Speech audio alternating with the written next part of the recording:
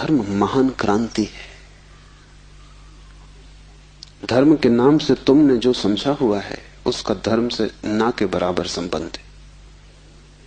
इसलिए शिव के सूत्र तुम्हें चौंकाएंगे भी, तुम भयभीत भी होगे, डरोगे भी, क्योंकि तुम्हारा धर्म डगमगाएगा।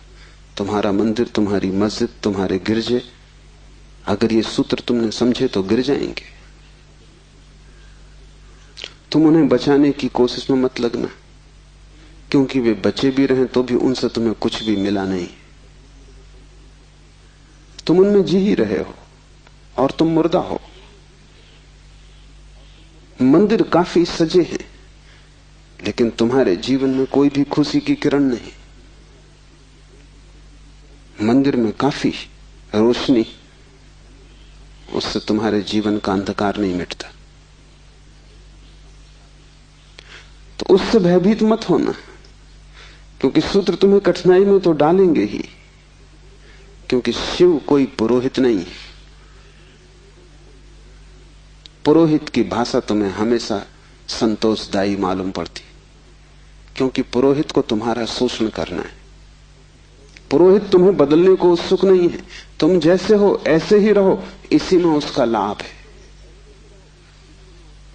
तुम जैसे हो रुग्ण बीमार, ऐसे ही रहो, इसी में उसका व्यवसाय है।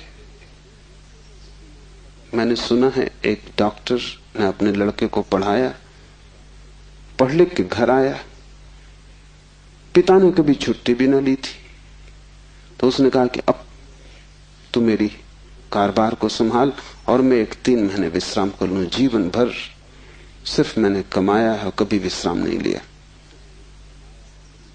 वो विश्व की यात्रा पर निकल गया। 3 महीने बाद लौटा तो उसने अपने लड़के से पूछा कि सब ठीक चल रहा है। उसके लड़के ने कहा कि बिल्कुल ठीक चल रहा है। आप हैरान होंगे कि जिन मरीजों को आप जीवन भर में ठीक न कर पाए, उनको मैंने 3 महीने में ठीक कर दिया। पिता ने सिर ठोक लिया। उसने कहा, मूढ़, वही हमारा व्यवसाय थे। क्या मैं उनको ठीक नहीं कर सकता था? तेरी पढ़ाई कहां से आती थी? उन्हीं पर आधार था, और भी बच्चे पढ़ लिख लेते, तूने सब खराब कर दिया। पुरोहित तुम जैसे हो रुग्ण बीमार, तुम्हें वैसा ही चाहता है, उस पर ही उसका व्यवसाय है। शिव कोई पुरोहित नहीं है। शिव तीर्थंकर है, शिव अवतार है, शिव क्रांति दृष्टा है, पैगंबर है। वे जो भी कहेंगे वो आग है। अगर तुम जलने को तैयार हो तो ही उनके पास आना। अगर तुम मिटने को तैयार हो तो ही उनके निमंत्रण को स्वीकार करना, क्योंकि तुम मिटोगे तो ही नए का जन्म होगा। तुम्हारी राख पर ही नए जीवन की शुरुआत है। इन बातों को ख्याल में रख के एक सूत्र को समझने की कोशिश करें। पहला सूत्र है चैतन्य आत्मा। चैतन्य आत्मा है।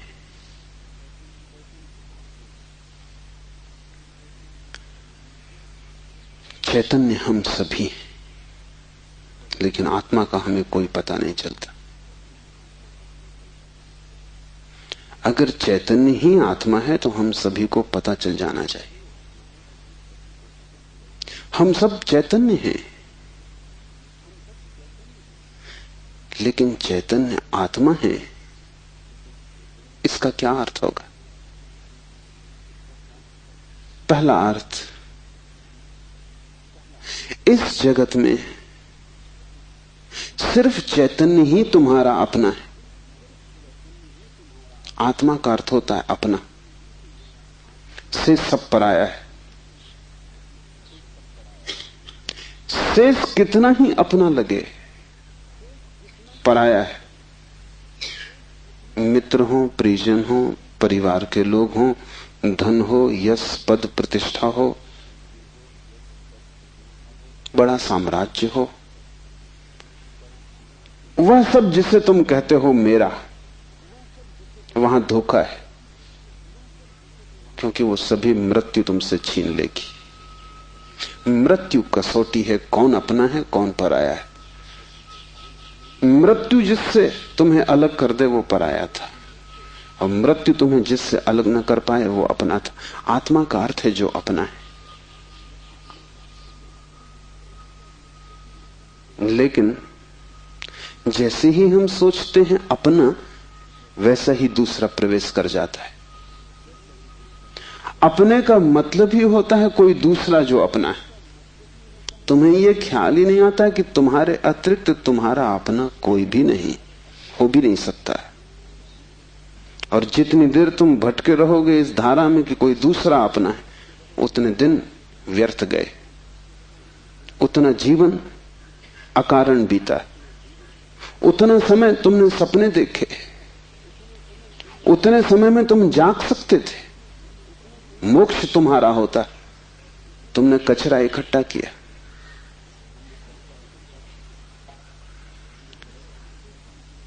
सिर्फ तुम ही तुम्हारे हो, यह पहला सूत्र। मेरे अतिरिक्त मेरा कोई भी नहीं,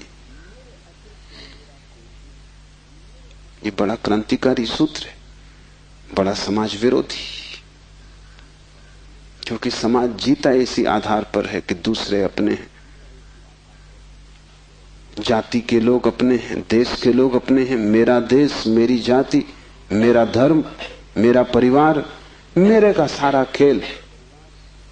समाज जीता है मेरी की धारणा पर। इसलिए धर्म समाज विरोधी तत्व है।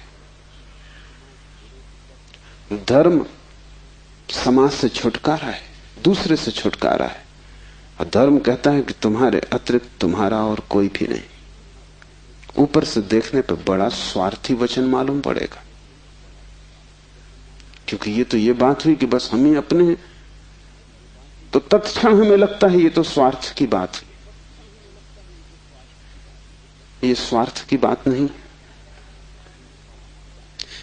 अगर ये तुम्हें ख्याल में आ जाए तो ही तुम्हारे जीवन में परार्थ और परमार्थ पैदा होगा। क्योंकि जो अभी आत्मा के भाव से ही नहीं भरा है, उसके जीवन में कोई परार्थ और कोई परमार्थ नहीं हो सकता। तुम कहते हो दूसरों को मेरा, लेकिन मेरा कह के तुम करते क्या हो? मेरा कह के तुम उन्हें चूसते हो। मेरा तुम्हारा शोषण का हिस्सा है, फैलाव है।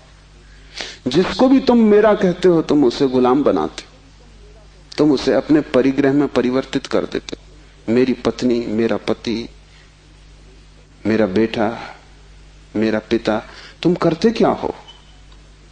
इस मेरे के पीछे, इस मेरे के पर्दे के पीछे तुम्हारे संबंध का मूल आधार क्या है? तुम चूसते हो, तुम शोषण करते हो, तुम दूसरे का उपयोग करते हो।